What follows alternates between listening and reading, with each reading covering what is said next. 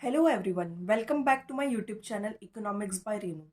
हम macro economics का third chapter देख रहे थे, जिसके अंदर हमने देखा कि नेशनल इनकम क्या होता है और उसके रिलेटेड एग्रीगेट्स क्या क्या होते हैं।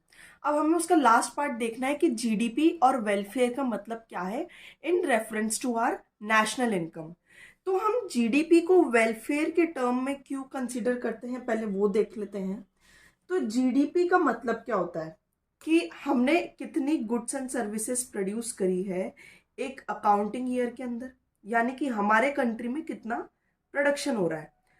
अब हमने ये देखा कि जो जीडीपी है उसको हम वेलफेयर ऑफ द पीपल के नाम से भी जानते हैं, यानी कि ये वेलफेयर ऑफ द पीपल बताता है किसी भी कंट्री का। अब वो क्यों बताता है? क्योंकि जीडीपी का मतलब क्या है, आपने जितने भी गुड्स एंड सर्विसेज प्रोड्यूस करे हैं एक अकाउंटिंग ईयर के अंदर किसी भी नेशन के अंदर। अब ये जितने भी गुड्स एंड सर्विसेज प्रोड्यूस हुए हैं वो किसके लिए होते हैं? उस कंट्री के सिटीजन्स के लिए, यानी कि जितने भी कंज्यूमर्स प्रोड्यूसर्स हैं वो उसी कंट्री के होंगे। तो जितने ऐसा माना जाता है कि जितने ज़्यादा आपके गुड्स प्रोड्यूस करे जा रहे हैं, यानी कि उतनी ज़्यादा सर्विसेज कंज्यूमर्स तक जाएंगी। इसका मतलब क्या है? ज़्यादा प्रोडक्शन यानी कि ज़्यादा availability of goods and services पर पर्सन। तो यानी कि अगर हमारी जीडीपी इंक्रीज होती है तो इसका मतलब क्या होगा कि increase in the level of output of an economy, यानी कि लेवल ऑफ आउटपुट यानी कि प्रोडक्शन हमारी इंक्रीज होती जाएगी। और अगर हम देखें तो अगर हमारे पास ग्रेटर अवेबिलिटी ऑफ गुड्स रहती है पर पर्सन के तौर पे, तो इसका मतलब क्या होगा? वो इंक्रीज कर रहा है वेलफेयर ऑफ द पीपल। यानी कि वापस वही चीज हम वापस रिपीट करते हैं। जीडीपी का मतलब क्या हुआ? गुड्स एंड सर्विसेज जो भी एक अकाउंटिंग ईयर में प्रोड्यूस करे जा रहे हैं विद इन द नेशन। अब जीडीपी का मतलब क्या हुआ? अगर जीडीपी हमारी इंक्रीज हो रही है यानी कि वो लेवल ऑफ आउटपुट हमारा इंक्रीज करेगा। लेवल ऑफ आउटपुट इंक्रीज हो रहा है तो पर पर्सन हमारी वेलफेयर भी इंक्रीज होती जाएगी। पर अब इसके साथ में ये भी देखा जाता है कि जीडीपी और वेलफेयर के कुछ लिमिटेशंस भी हैं। अब वो लिमिटेशंस किस प्रकार है? यानी कि हमने ये तो देख लिया कि जीडीपी का इकलौता फायदा क्या है, यानी कि आउटपुट इंक्रीज हो रहा है, वेलफेयर इंक्रीज हो रहा है। लेकिन इसके साथ में बहुत सारी दिक्कतें भी आती हैं। फर्स्ट है डिस्ट्रीब्यूशन ऑफ इनकम, यानी कि आपकी जीडीपी तो इंक्रीज होती जा रही है, ये जीडीपी आपकी इंक्रीज हो गई, लेकिन पूरे कंट्री में दो तबके के लोग आपको मिलेंगे, तीन मान लो, रिच, मिडल एंड पुअर। लेकिन जो ये जीडीपी इंक्रीज हो रही है उससे केवल इनका वेलफेयर इंक्रीज हो रहा है और इन दोनों तक ट्रिकल डाउन नहीं हो रहा है वो जीडीपी का वेलफेयर। यानी कि जो भी जीडीपी का इंक्रीज देखा जा रहा है, ग्रोथ देखी जा रही है, उससे इन दोनों के सोशल वेलफेयर का फेलियर देखा जा रहा है। इसके पीछे का रीजन क्या होता है कि जो भी डिस्ट्रीब्यूशन ऑफ इनकम है वो अनइक्वल कहलाती है। जो भी आप सुनते हैं ना कि बड़े बड़े जो रिसोर्सेज है वो 10% लोगों के हाथ में है, यानी कि 90% जो हमारा रिसोर्सेज है वो रिच पीपल के पास में है और 10% रिसोर्सेज बाकी लोगों के लिए बचते हैं। तो फिर डिस्ट्रीब्यूशन ऑफ इनकम कैसे हो पाएगा? इसलिए ये एक लिमिटेशन बन जाती है हमारी। सेकेंड आता है हमारा कंपोजिशन ऑफ जीडीपी, यानी कि जीडीपी का मतलब क्या हुआ? जब हम नॉर्मल और रियल जीडीपी को पढ़ रहे थे तो उसमें नॉमिनल और रियल जीडीपी को पढ़ रहे थे तो हमने क्या देखा था? Q into P. तो प्राइस आपकी कैसी भी वेरी करे, क्वांटिटी इंक्रीज और डिक्रीज होनी चाहिए। पर अब ये देखिए, इस क्वांटिटी के अंदर एक हम बना रहे हैं डिफेंस गुड्स और एक हम बना रहे हैं कंज्यूमेबल गुड्स, यानी कि वैसे गुड्स जो डे टू डे लाइफ में लोगों के काम आते हैं। अब हमने क्या करा? एक अकाउंटिंग ईयर में इसकी प्रोडक्शन तो एक रखी और इसकी प्रोडक्शन 10 रखी। तो अब आप ये बताइए जीडीपी में सबसे ज्यादा कंट्रीब्यूशन कौन दिखाएगा? ऑब्वियस सी बात है, डिफेंस गुड्स दिखाएंगे। पर क्या ये डिफेंस गुड्स नॉर्मल लोगों के लिए डायरेक्टली काम आते हैं? नहीं आते। क्यों? क्योंकि डिफेंस गुड्स केवल किसका काम कर रहे हैं? हमारा सिक्योरिटी का काम कर रहे हैं। मैंने माना आपको ये सोशल वेलफेयर देंगे, लेकिन ये इनडायरेक्टली देंगे। क्यों? क्योंकि आपको एक पीसफुल एनवायरनमेंट प्रोवाइड करके आपको सेंस ऑफ सिक्योरिटी दे रहे हैं, तो आपका वेलफेयर तो हो रहा है। लेकिन कंज्यूमेबल गुड्स अगर हमारे पास में कम है तो इससे ये पता चलता है कि लोगों के पास में गुड्स एंड सर्विसेज कम होंगी। गुड्स एंड सर्विसेज कम होंगी तो मतलब कि हमारा जो कंजम्पशन है वो उस अकाउंटिंग ईयर में कम रहेगा। इसलिए कंजम्पशन ऑफ जीडीपी भी हमें ध्यान में रखनी पड़ती है इन कैलकुलेशन ऑफ जीडीपी। उसके बाद में आया नॉन मॉनेटरी एक्सचेंज। अभी आप जो देखते हैं कि आप कोई भी एक चीज खरीदते हैं, उसके बदले में आप क्या दे रहे हैं, रुपीस। लेकिन अभी भी कुछ कुछ सेक्टर्स हैं हमारे देश के अंदर, जैसे कि रूरल एरियाज हो गए, ट्राइबल एरियाज हो गए, वहां पे क्या हो रहा है, सामान के बदले सामान एक्सचेंज किया जाता है। यानी कि मैंने बोला मुझे शूज चाहिए, तो दूसरा बंदा उसको कपड़ा दे देगा। यहाँ पे मनी का इन्वॉल्वमेंट नहीं हुआ। और जहाँ पे मनी का इन्वॉल्वमेंट नहीं हो रहा है, यानी कि वहाँ जीडीपी हमारी काउंट नहीं की जा रही है।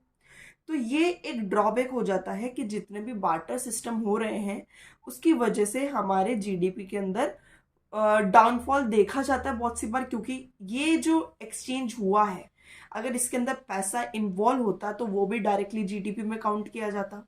इसलिए ये भी हमारे लिए एक क्वेश्चन मार्क है। फोर्थ पॉइंट हमारे पास आता है एक्सटर्नलिटीज। अब आप ये बोलेंगे कि भाई साहब ये क्या टर्म है। तो एक्सटर्नलिटीज मतलब क्या होता है कि कोई भी गुड या बैड इम्पैक्ट आपकी इकोनॉमी के ऊपर आता है जिसका आपको भुगतान करना पड़ता है। यानी कि क्या हो गया, हमने क्या देखा, एक बैड इम्पैक्ट आ रहा है और एक गुड इम्पैक्ट आ रहा है जिसका आपको भुगतान करना पड़ता है in the payment of price और पेनल्टी। अब हम देख लेते हैं कि गुड इम्पैक्ट क्या है। गुड इम्पैक्ट के अंदर अगर आपका कोई पड़ोसी है, चलो मिस्टर एक्स है, उसने एक गार्डन बनाया, ओपन गार्डन है, तो ये जो मिस्टर वाई है, बाहर का रहने वाला, क्या वो भी गार्डन में जा सकता है? जरूर जा सकता है। तो इसका मतलब क्या हुआ, उसने गार्डन लगाया, उसमें पेड़ पौधे होंगे तो वो इन्वायरमेंट के लिए अच्छा हुआ। तो ये तो आपके क्या हो गया, पॉजिटिव एक्सटर्नलिटी, यानी कि गुड इम्पैक्ट। लेकिन बैड इम्पैक्ट में क्या आएगा, वही मिस्टर एक्स एक धुएंधार फैक्ट्री लगा देगा, उसमें से धुआं निकल रहा है जिससे मिस्टर वाई भी अफेक्ट हो रहा है। तो ये क्या होगा आपका बैड इम्पैक्ट, यानी कि बैड एक्सटर्नलिटीज। तो जीडीपी के वेलफेयर, जीडीपी के काउंट करते करते हमें ये नहीं भूलना चाहिए कि लोगों को इम्पैक्ट कितना पहुंचा रहे हैं हम, कितना बैड इम्पैक्ट पहुंचा रहे हैं, गुड इम्पैक्ट पहुंचा रहे हैं। तो ये जो बैड इम्पैक्ट है, ये इंडेक्स ऑफ वेलफेयर के लिए इनअप्रोप्रिएट माना जाता है। क्योंकि अभी हम जीडीपी एंड वेलफेयर टर्म पढ़ रहे हैं, तो इंडेक्स ऑफ जीडीपी वेलफेयर के लिए बैड इम्पैक्ट इज इनअप्रोप्रिएट। तो अभी हमने देख लिया कि जीडीपी क्या होती है, जीडीपी का वेलफेयर हमें कैसे देखना है, पर उसके नेगेटिव पार्ट्स क्या क्या थे। अब हम देख लेते हैं कुछ कि कल हमने जो देखा था नॉमिनल और रियल जीडीपी, उसके एक दो एग्जांपल्स देख लेते हैं, फिर ये चैप्टर एंड हो जाएगा। तो चलिए हम एक फर्स्ट एग्जांपल ले लेते हैं।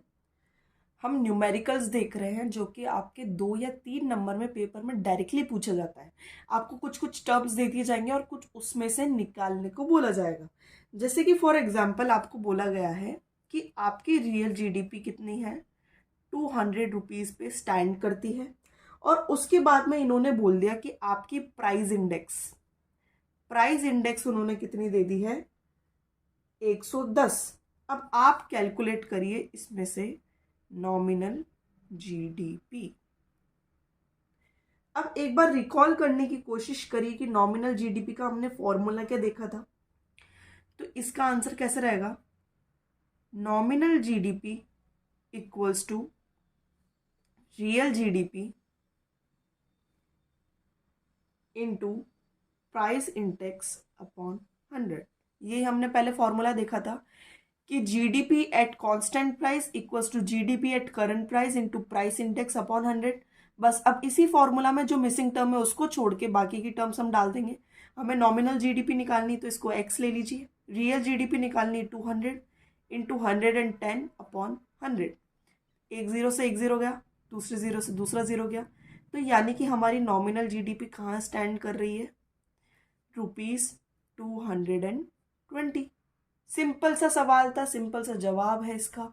बस अपन को क्या करना है, वैल्यू पुट ऑन करनी है। और अगर आपको फॉर्मूला याद है तो आप इसको इजीली कर पाएंगे। अब हम एक रियल जीडीपी का एग्जांपल ले लेते हैं। आपको दे रखा है कि नॉमिनल जीडीपी कितनी है, ₹600। उसके बाद आपको प्राइस इंडेक्स दे रखा है, वो कितना है, 120। अब आपको बोला जा रहा है भाई साहब रियल जीडीपी निकाल के दीजिए। तो अब हम क्या करेंगे, पहले हमने नॉमिनल जीडीपी का फॉर्मूला लगाया, अब उसकी जगह हम क्या करेंगे, रियल जीडीपी का फॉर्मूला लगाएंगे। तो real GDP equals to nominal GDP upon price index into 100। अब वापस रियल जीडीपी को हम एक्स ले लेंगे, नॉमिनल जीडीपी 600, प्राइस इंडेक्स हमारा 120 है, इंटू 100। 12 5 60 होता है, तो यानी कि हमारा रियल जीडीपी कितना आ गया, ₹500। ठीक है, इजी पीजी। तो इसी तरह जो जो सामान जो जो आपको टर्म्स दे रखा है उसको तो आप पुट ऑन कर लीजिए फॉर्मूला में, और जो नहीं है उसको या तो कोई वेरिएबल का नाम दे दीजिए एक्स या वाई, और उससे क्वेश्चन सॉल्व हो जाएगा। अब हम देख लेते हैं प्राइस इंडेक्स का एक क्वेश्चन, यानी कि अब यहाँ पे क्या दिया होगा आपको, नॉमिनल जीडीपी दे रखी होगी और एक आपको रियल जीडीपी दे रखी होगी। तो नॉमिनल जीडीपी आपको दे रखी है 330, रियल जीडीपी आपको दी है 300। अब वो बोल रहा है प्राइस इंडेक्स निकाल के दीजिए। कोई बात नहीं, हम निकाल देंगे, इजी है, अभी हमने देखा। तो ये क्या होगा, nominal GDP upon real GDP into 100। तो नॉमिनल जीडीपी क्या हुआ, 330 अपॉन 300 इंटू 100। 2 0 से 2 0 गया, 11। तो प्राइस इंडेक्स हमारा कितना आ गया, 110। ठीक है, तो ये 3 टाइप के अलग अलग एग्जाम्पल्स है जो इस पूरे चैप्टर से बनेंगे। या तो वो आपको नॉमिनल जीडीपी निकालने को देगा, या रियल जीडीपी, नहीं तो फिर प्राइस इंडेक्स। यहाँ पे हमारा ये चैप्टर खत्म होता है। अब अगले चैप्टर में हमको देखना है कि किस तरीके से हम अलग अलग वेज से नेशनल इनकम को कैलकुलेट कर सकते हैं। वो मोस्ट इंपॉर्टेंट चैप्टर है पूरी बुक का। अभी तक हमने बस बेस तैयार करा है हमारे नेशनल इनकम का। अब हम अगले चैप्टर में क्या देखेंगे कि कैसे कैसे हमें कैलकुलेशन करनी है, जो लेंथी क्वेश्चंस में फॉर्मुलेट होंगे। अब आपके लिए एक सवाल है, कमेंट सेक्शन में बताना कि हम प्राइस इंडेक्स को और क्या बोलते हैं। सिमिलर टर्म है इसका, हमने पिछले वीडियो में भी देखा था। अब आप कमेंट सेक्शन में बताएंगे कि इसको प्राइस इंडेक्स को एक चीज़ से और किस नाम से जानते हैं। आज के लिए बस इतना ही। Thank you.